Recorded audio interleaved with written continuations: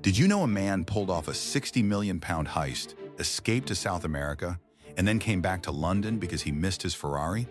Valerio Vixay was already wanted for 54 crimes in Italy when he walked into the Knightsbridge Safe Deposit Center in 1987 as a regular customer. He pulled out a gun.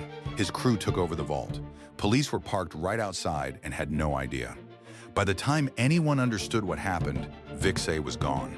60 million pounds in cash, jewels, and valuables had vanished with him. He made it to South America. Clean escape. New life. It was over. But he couldn't stop thinking about the Ferrari he'd left behind in London, so he went back. Officers arrested him in 1988 during a routine traffic stop. His car gave him away, exactly like he knew it would. At trial, he received a 22-year sentence. He was brilliant enough to rob one of London's most secure vaults. He just wasn't strong enough to walk away from it.